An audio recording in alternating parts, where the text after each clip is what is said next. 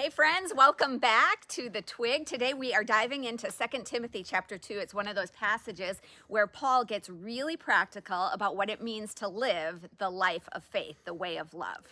So as you may know, it's cranberry harvest season right now here in Wisconsin. And this past week I got a call. Hey, can you come help us harvest? And I was so sad I had to say no. But next year I will be out there. But my grandparents were cranberry growers, and one of the stories passed down in our family was the year they had to dump the whole harvest. So they had to do all the work of bringing in the berries only to go haul them off and dump them. And that was a stressful year. But I knew the rest of the story. They made it through. And my grandparents modeled for me what it looks like to go through the ups and downs of life, saving for the uncertain times, holding results loosely, being steady through the lows, and celebrating the good times. And their example still motivates me. And that's such a great picture because in 2 Timothy 2, Paul's doing the same sort of thing. He's writing from prison near the end of his life, passing the torch of faith onto his apprentice, Timothy. And Timothy is discouraged. He's burned out in ministry, and Paul's giving him perspective and motivation to keep pressing on. And in verse 7, Paul says, "Reflect on what I'm saying, for the Lord will give you insight into all this." So today we're reflecting on Paul's examples of a soldier, an athlete, and a farmer. And each one gives us a different kind of motivation for our spiritual lives: external, internal, and basic.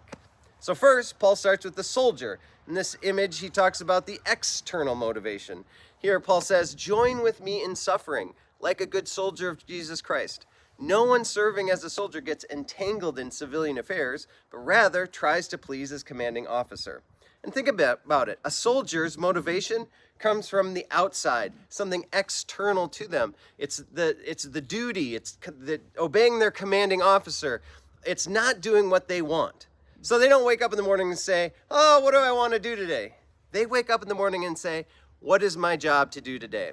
So to be a soldier, you have to learn to submit and to obey. Now, that's not a very popular image when it comes to spirituality today, but Paul's just reminding Timothy and us, sometimes we need that external motivation, just the call to please God, to remember who we're serving, why we keep going. So we can kind of ask ourselves, when you reflect on the image and the motivation of a soldier, what insight does God's Spirit give you?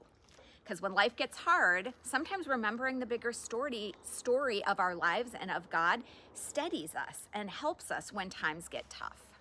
So second, Paul moves to the athlete. And the athlete reminds us of the power of internal motivation, the life of faith. Paul says, "Anyone who competes as an athlete does not receive the victor's crown except by competing according to the rules."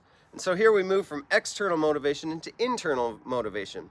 And as an athlete, no one can train for you. No one can run the race for you. An athlete has to have this inner drive of a vision of the goal ahead, that there are no shortcuts. I have to do this, and I want to do this, and I love doing that.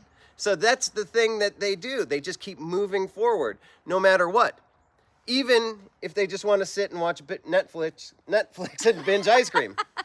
That's right. Our internal drive comes from that internal love of God, kind of like the love of a game for the athlete. Paul is saying the love of Christ compels us. That's what keeps us running, even when it's hard. And there's that idea that we often talk about with our kids that, in times of chaos, we don't usually rise to the occasion. We sort of default to our patterns. Exactly. We saw this during the pandemic, and people made the joke that everyone either became a hunk, a chunk, a drunk, or in a funk. Because you didn't suddenly become a better version of yourself when crisis came along.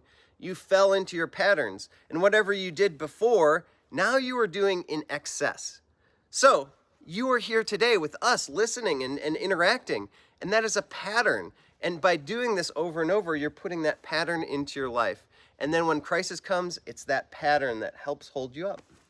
Now, the last image we have here is the farmer, and that's the basic motivation. Paul is saying, like, the hardworking farmer should be the first to receive a share of the crops. The farmer's motivation is pretty simple and steady. Like, there's no spotlight, no cheering crowd at 5 a.m. when the farmer goes outside to milk the cows or check the crops, but life depends on it.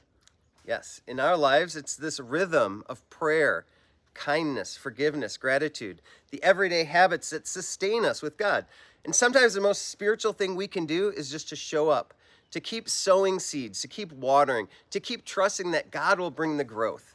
That's our motivation. So Paul is really saying, reflect on these things like the soldier, the athlete, the farmer, the external, the internal, the basic motivation in life. And in reflecting on those images, we can kind of ask ourselves, which do I need more of today?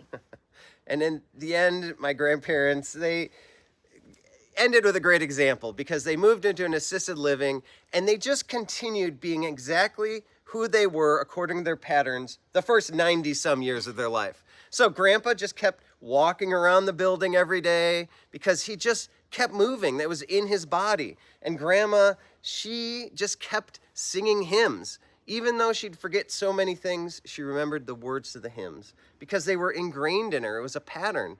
And another thing about grandma that was patterned into her was a twinkle in her eye. And you couldn't take it away because that was in her. And that pattern continued and persisted.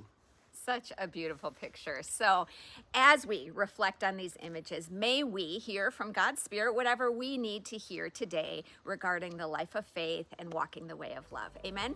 Amen. Amen. Have a great week, everyone.